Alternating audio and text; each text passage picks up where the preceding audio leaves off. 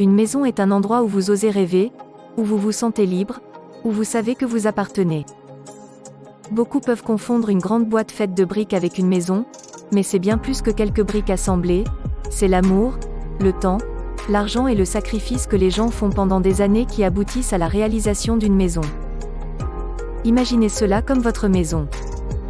Quelque part dans notre beau pays, avec une petite cour et beaucoup de verdure et un patio pour profiter des rayons du soleil le matin et du plaisir.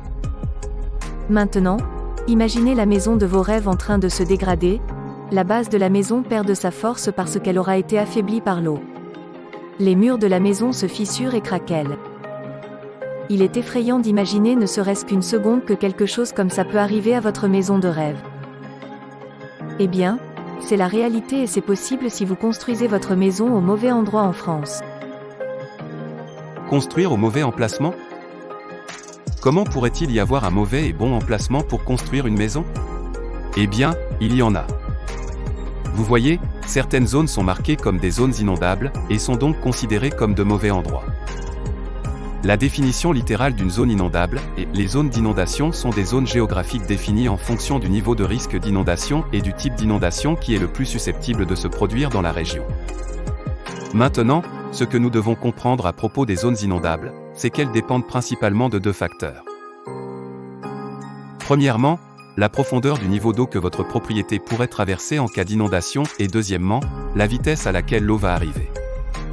Ces deux facteurs ont un impact énorme sur l'ampleur exacte des dommages que l'inondation va causer et sur l'impact que vous obtiendrez dans les zones inondables. Plus la hauteur de l'inondation est élevée, plus elle est susceptible de coûter de dégâts et il en va de même pour la vitesse.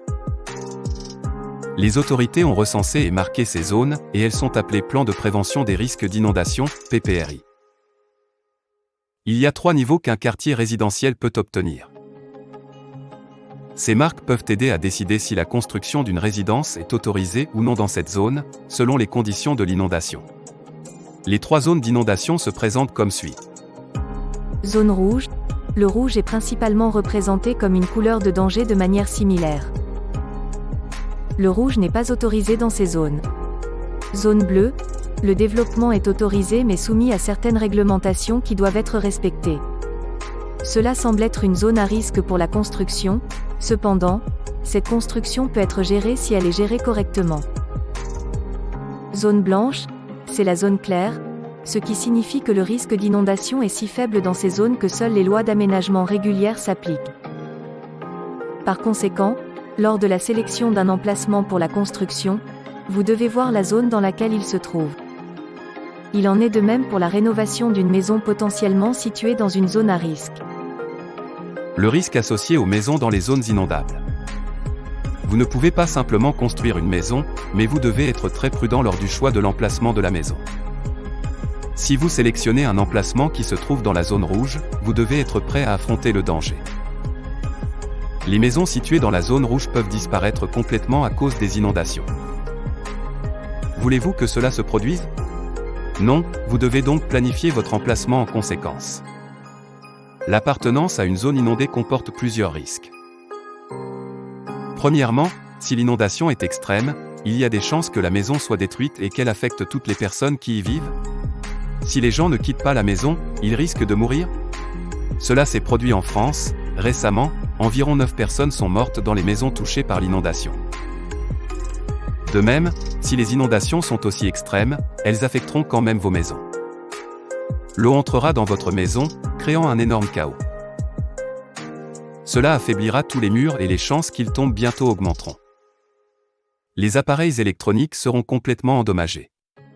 L'eau y pénétrera et ils cesseront de fonctionner. La question est, pouvez-vous vous permettre que ces choses se produisent ? Non seulement ceci, mais des vies humaines seront en danger et des poteaux et des fils électriques peuvent également tomber dans la maison, ce qui peut provoquer du courant tout autour. Cela peut être extrêmement horrible et avoir un impact terrible sur les personnes qui y vivent. Même s'ils survivent aux implications, cela restera avec eux pendant longtemps. Un traumatisme ne peut pas être oublié facilement. En dehors de cela, il y aura des problèmes de santé car différents insectes entraîneront des problèmes de santé suite à l'humidité, moisissures, champignons, etc. La maison ne resterait pas un endroit où vivre. Tout votre investissement sera un gaspillage et vous aurez bientôt le problème de chercher un nouveau logement. Il faut vous renseigner en amont sur ce que pourrait couvrir votre police d'assurance en cas d'inondation. Impact sur la France. Ces derniers temps, la France a eu un impact mortel à cause de ces inondations. Au moins 2000 personnes ont été employées pour aider à sauver les gens de leur maison. Cependant, ils n'ont pu le faire qu'après que les dommages aient été causés. Il y a eu des morts, en particulier une femme de 68 ans qui était coincée chez elle. Un hélicoptère a été utilisé pour l'emmener à l'hôpital depuis son domicile. À part cela, plusieurs maisons ont été détruites qui étaient présentes sur les berges de la rivière. De nombreuses personnes ont été prises comme victimes. Peu d'entre eux, malheureusement, n'ont pas survécu. Cependant, certains avaient des blessures mineures. Certaines personnes ont disparu et n'ont pu être retrouvées à ce jour. Ce fut un événement traumatisant et cela montra combien il est important de rechercher des endroits bien adaptés à la vie. Comment lutter efficacement contre le risque des inondations? C'est une activité de la nature, vous ne pouvez donc pas arrêter les inondations. Cependant, ce que vous pouvez faire, c'est éviter que vos maisons ne soient inondées. La première étape consiste à évaluer le risque d'inondation. Si vous savez que votre maison est sujette aux inondations, vous devez prendre les mesures nécessaires pour surmonter les inondations. L'une des étapes de base pour éviter les inondations consiste à surélever vos maisons.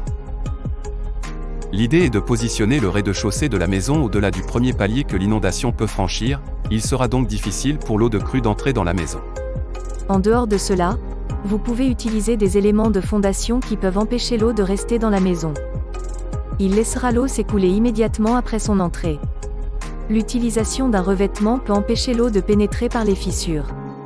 De même, en zone inondable vous devez augmenter la hauteur des interrupteurs et des prises électriques. L'eau ne les atteindra pas, empêchant tout type de court-circuit. Pour les clôtures en parpaing, prévoyez des ouvertures de façon périodique sur le bas du mur tous les 20 mètres afin de laisser passer les flux d'eau. Une clôture dépourvue de ces ouvertures empêcherait les eaux de circuler et rehausserait le niveau des eaux dans l'habitation. Pour toute question, nous vous invitons à nous contacter dans la zone des commentaires.